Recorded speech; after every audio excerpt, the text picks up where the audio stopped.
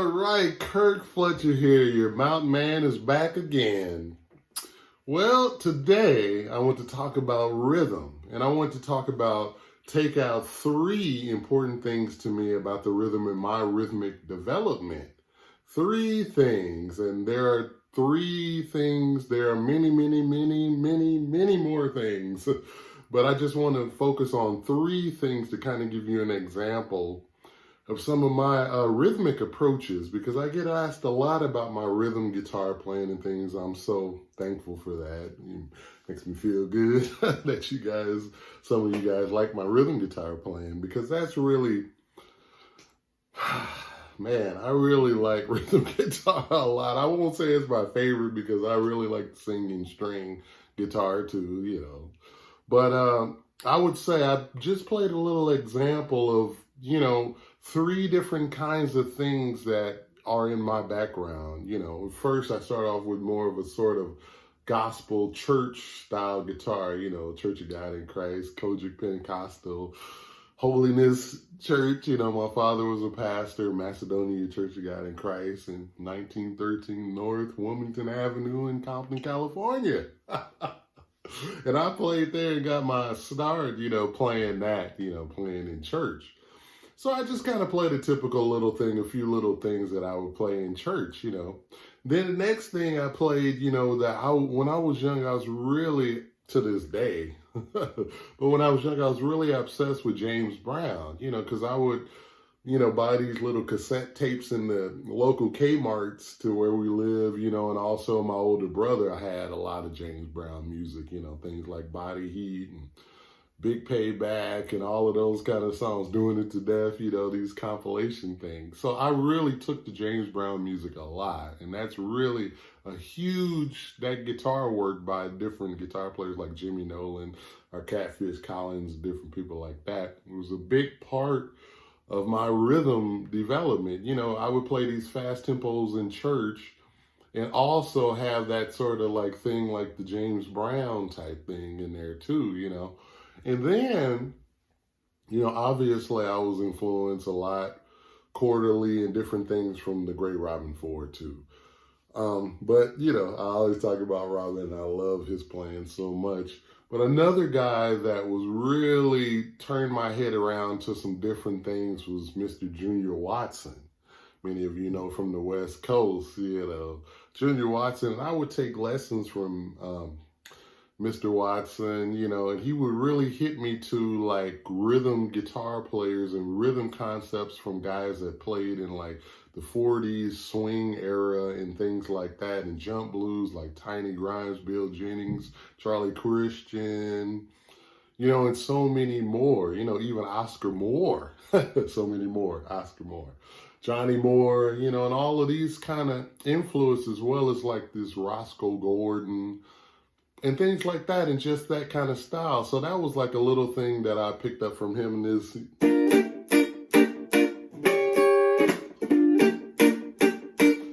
Those kind of little things. And, another thing that he would do, Junior would play like this,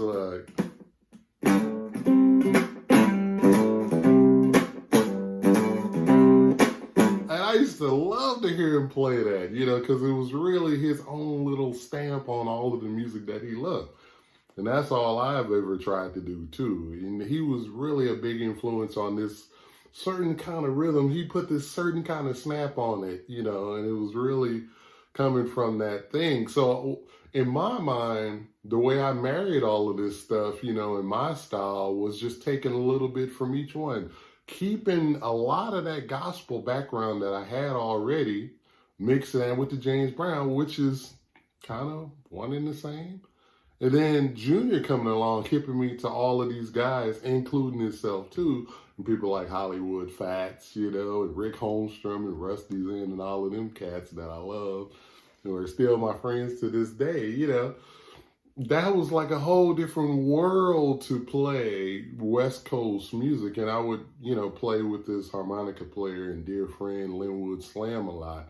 And pretty much most of I would say about 75%, 65, 75% of the music was like jump blues, And this is swinging. It's swinging blues, basically. So you start to develop these different rhythms and these different things that work with that. So even when I started to play funkier after all of this, again, that music and phrasing informed my playing. So those are, I would say, the three of the things that I really, feel in my playing and my rhythm playing. So I think would be really cool maybe if you want to go a little bit more in depth on these kind of rhythms that make up my rhythmic style, would be to check out people like I said before, the Mighty Clouds of Joy and the Swan Silvertones and a lot like the Clara Ward singers for these rhythmic ideas. And then James Brown, like James Brown Gold or whatever like that will give you all of the, kind of a bridge of all of the earlier stuff to the later Mustache era stuff. And then, Junior Watson Long Overdue record is virtually a textbook of, these different styles and stuff. And I was fortunate to be able to kind of connect and have all these different backgrounds, coming up in the church, and then being able to have the James Brown and funk and soul, and then go off to play, jump blues, which is completely different and a different mindset. But I tried to figure out a way to kind of marry these different things together, and doing it a lot.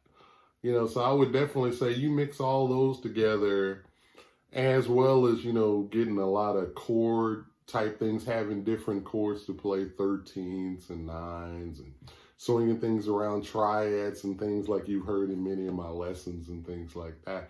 And that's really a big part of what I do, unless I'm playing R&B and then you got other influences or some other kind of music, funk and all that. But we're going to focus on the blues rhythm. So the three things today. I hope everybody's having a good time, doing okay, staying strong, and I'll see you real soon.